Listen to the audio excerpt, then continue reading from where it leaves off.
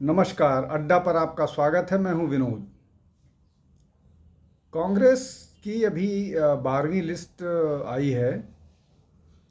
लगभग 250 कैंडिडेट्स के नाम घोषित कर दिए गए हैं। उत्तर प्रदेश, जहां से कांग्रेस को 17 सीटों पर चुनाव लड़ना है, उन फेजेस के भी कैंडिडेट्स के नाम घोषित कर दिए हैं, जिनमें 1 तारीख को वोटिंग होनी है, मतलब 1 जून को वोटिंग होनी है। विशेष रूप से महाराजगंज, वाराणसी जैसी, देवरिया, बांसगांव जैसी सीटें। लेकिन अमेठी और रायबरेली, जहां पर 20 तारीख को मतदान होने हैं, मई 3 को नॉमिनेशन की आखिरी तारीख है और 20 मई को वोटिंग होनी है। वहाँ अब तक कैंडिडेट्स के नाम नहीं डिक्लेयर हो पाए हैं। 2 सीटों की बात विशेष रूप से अमेठी और रायबरेली की बात हो रही है, जहाँ से गांधी परिवार के किसी सदस्य को, चाहे राहुल हो चाहे प्रियंका हो, उनके चुनाव लड़ने पर असमंजस की स्थिति लगातार बनी हुई है।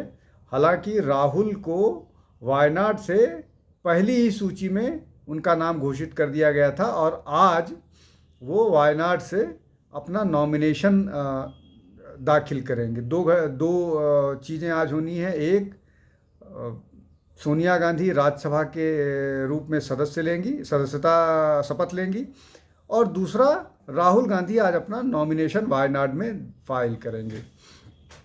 अब इन सब के बीच जो महत्वपूर्ण बात यह है कि रायबरेली और अमेठी, जहाँ से कम गांधी परिवार राजनीति करता रहा है, पूरे उत्तर भारत की राजनीति का फोकल पॉइंट गांधी परिवार के दृष्टिकोण से अमेठी और रायबरेली रहा है। इंदिरा गांधी से लेकर के सोनिया गांधी, प्रियंका गांधी, सोनिया गांधी, राहुल गांधी, राजीव गांधी, ये सारे लोग चुनाव लड़ते रहे हैं। संजय गांधी भी चुनाव लड़ते रहे हैं, इंदिरा जी भी चुनाव लड़ी हैं। ये है, और अब वहाँ से निर्णय नहीं हो पा रहा है कि क्या किया जाए। बड़ी असमंजस वाली स्थिति है। कांग्रेस निर्णय क्यों नहीं कर पा रही है, ये एक बड़ा प्रश्न है। लेकिन उससे बड़ा प्रश्न है कि क्या कांग्रेस वहाँ की सीटों पर निर्णय ले पाएगी या गांधी परिवार निर्णय लेगा।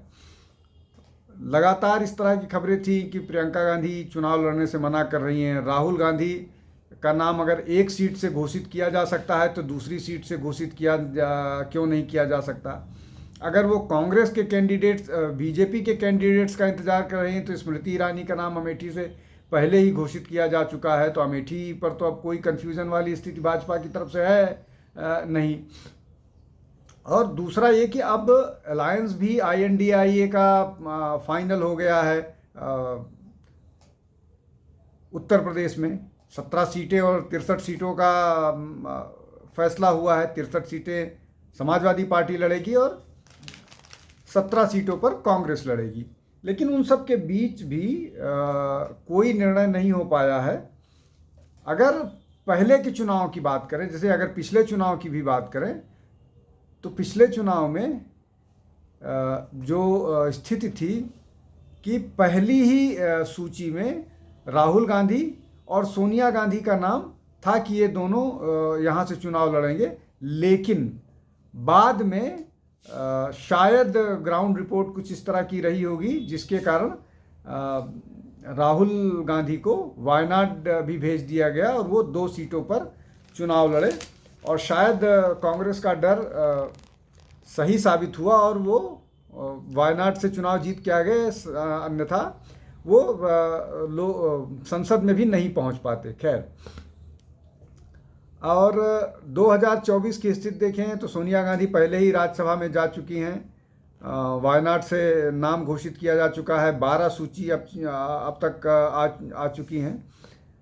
लेकिन इन सब के बीच जिस तरह की स्थितियां सामने आ रही हैं, जो कांग्रेस का अपना वोट बैंक अब 10% से नीचे चला गया है, और उनको राहुल गांधी जिस तरह से लगातार कास्ट इन्यूमरेशन की बात कर रहे हैं, जातीय जनगणना की बात कर रहे हैं, तो उनको इस बात का थोड़ा बहुत शायद वो है कि जो समाजवादी पार्टी का यादव वोट है वो कांग्रेस को ट्रांसफ़र होगा। और उसके अलावा जिस तरह से वो माइनॉरिटी अपीज़मेंट की बात करते हैं, तो वो माइनॉरिटी वोट्स भी मिल सकते हैं, और इसी भरोसे वो शायद चुनावी मैदान में हैं और चुनावी लड़ाई लड़ना चाह रहे हैं। लेकिन जिस तरह की राजनीति अभी उत्तर प्रदेश में नज़र आ रही है, एक बार फिर कम से कम माइनॉरिटी वोट या मुस्लिम वोट कह लीजिए, वहाँ माइनॉरिटी के नाम पर क्रिश्चियन तो हैं ही नहीं, और पॉलिटिकली बुद्धिस्ट, पॉलिटिकली जैन और सिख को आप माइनॉरिटी कहिए, लेकिन वो एक जो अम्ब्रेला ऑर्गेनाइजेशन है सनातन का, उसका हिस्सा है। तो वो बीजेपी के साथ ही सामान्यतः नज़र आते हैं।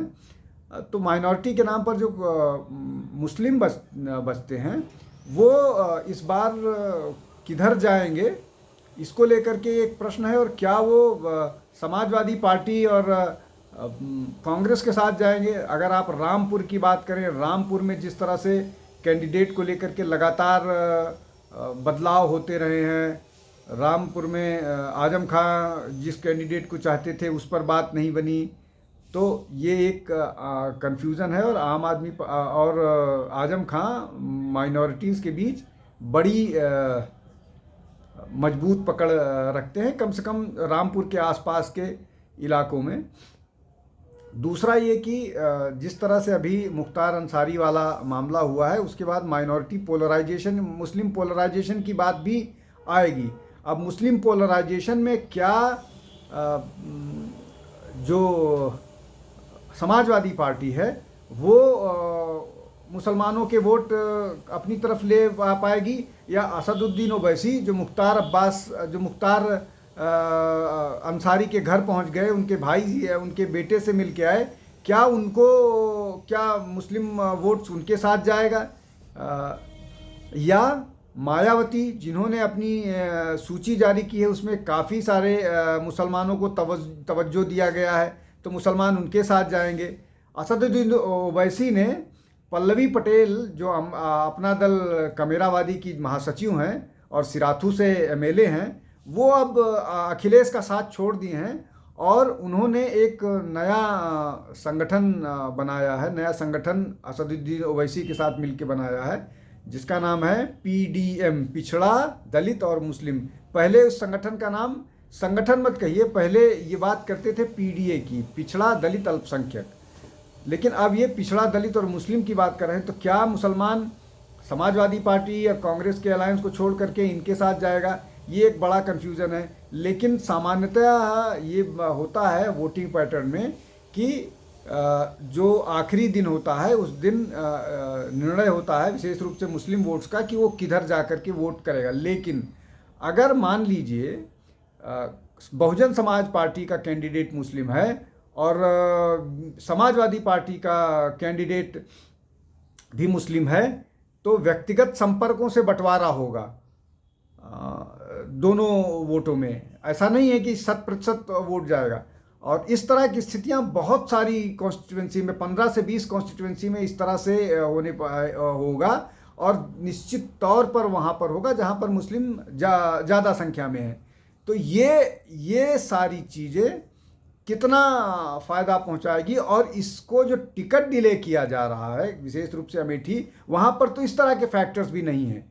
तो ये टिकट क्यों डिले किया जा रहा है? क्या जो बीजेपी कह रही है कि गांधी परिवार डरा हुआ है, वो हिम्मत नहीं जुटा पा रहा है अमेठी और रायबरेली से चुनाव लड़ने का, वो सही है? या कांग्रेस ये कह रही है कि वो स्ट्रेटजिक मूव है, वो समय आने पर उस पर निर्णय लेंगे और वो वहाँ वो दोनों सीटें फिर से जीतने के मुहिम पर या जीतने की योजना पर काम कर रहे हैं, इस तरह की स्थिति होगी। लेकिन अब बहुत टाइम नहीं बचा हुआ है। आज 3 तारीख है और अगली 3 तारीख जो है वो नॉमिनेशन की तारीख है, और आपके पास अगर चुनाव प्रचार के लिए वक्त नहीं मिलेगा तो आप पिछड़ जाइएगा। वैसे ही कांग्रेस का नाम लेवा अब उन दो कॉन्स्टिट्यूएंसी में बचा नहीं है, बावजूद इसके कि समाजवादी पार्टी उनके साथ है। पिछले कुछ चुनाव में भी समाजवादी पार्टी और कांग्रेस का अलायंस रहा है, लेकिन वैसा कुछ नहीं कर पाए हैं, बल्कि बुरी तरह से फ्लॉप शो रहा है जब दोनों साथ आए हैं। तो आज के लिए इतना ही। आप अड्डा पर जुड़ते रहिए, हमको लाइक कीजिए, शेयर कीजिए, हमको आगे बढ़ने में मदद कीजिए। बहुत बहुत धन्यवाद। कल फिर किसी विषय के साथ हाजिर होऊंगा। नमस्कार।